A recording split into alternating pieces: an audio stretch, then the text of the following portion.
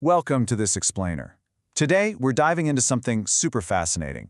We're tracing the evolutionary arc of human desire by looking at the source material to see exactly how rules around lust and adultery shifted.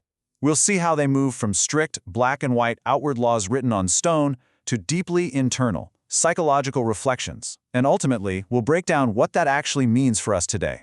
So, this entire conversation really kicks off with an incredibly stark physical law laid out in the Old Testament book of Exodus. You shall not commit adultery. When we look at this original commandment, it's presented as an absolute boundary. You either do it or you don't.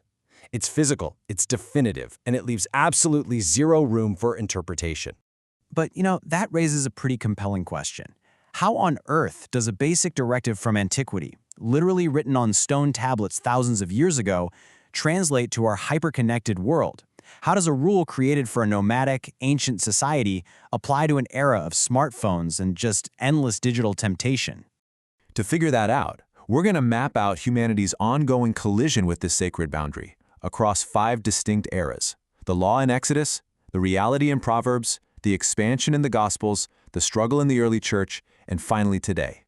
Starting off with ancient struggles and warnings, humanity's immediate conflict with the boundary.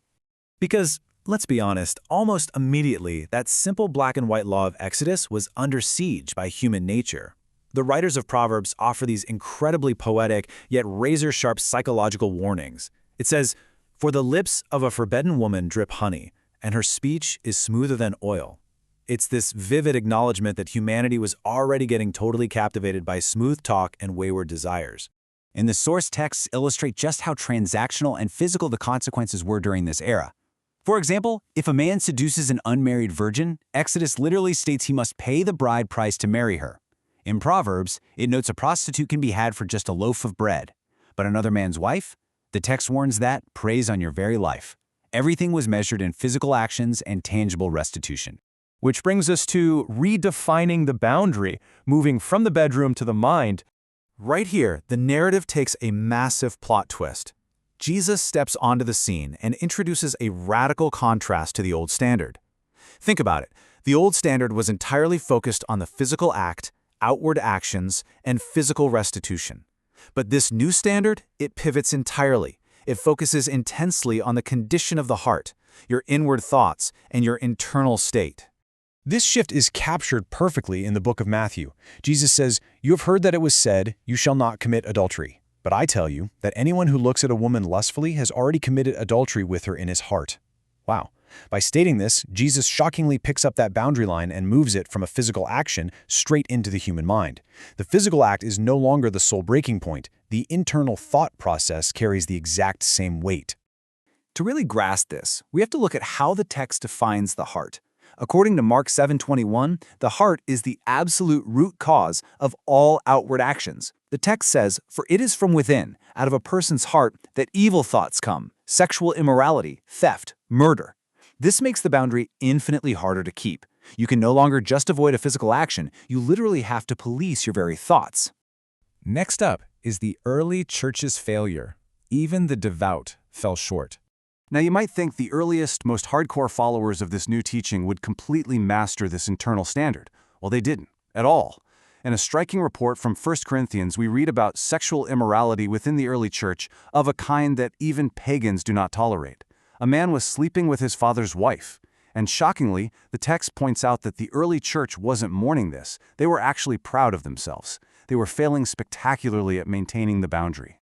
Because of these spectacular failures, the early letters to the church are just frantic with warnings. The epistles urge followers to flee sexual immorality, noting it's a sin against your own body. They talk about grief over unrepented impurity. And the psychology here is broken down perfectly. It points out that temptation comes straight from your own desire. That internal desire conceives, gives birth to sin, and when that sin is fully grown, it brings forth death. It's a direct warning. Internal desire ultimately gives birth to destructive outward actions. Which leads us to the modern invitation, bridging the ancient text to today. So what does this all mean for us? How do these ancient struggles with smooth talk and wayward desires actually show up in our lives right now? Well, the source material paints a deeply relatable picture. It could be a secret addiction to pornography. It could be hiding an emotional affair, or constantly seeking validation outside your marriage. Maybe it's just letting casual lust totally dictate your thoughts, or objectifying people as you scroll through social media. You see, the physical mediums have changed from ancient marketplaces to digital screens, but the internal struggle of the heart, that remains exactly the same. But the source material concludes with a really powerful twist. After outlining thousands of years of human failure to keep this sacred boundary, the text offers a surprising resolution for anyone struggling with that heavy guilt today. In capital letters, it says, "Go to church anyway." The ultimate thesis here isn't about keeping broken people out because they failed the standard. Not at all. It's a radical, open invitation to bring all that guilt, all that struggle, and all that failure inside for healing. As we wrap up this explainer, the texts make it absolutely clear that humanity has always and will always struggle with the boundary between lust and fidelity. It's human nature. So the question the source leaves us with is this: will you let the guilt of crossing that boundary keep you isolated, or will you accept the invitation to step out and bring your imperfect self into a place of community and healing?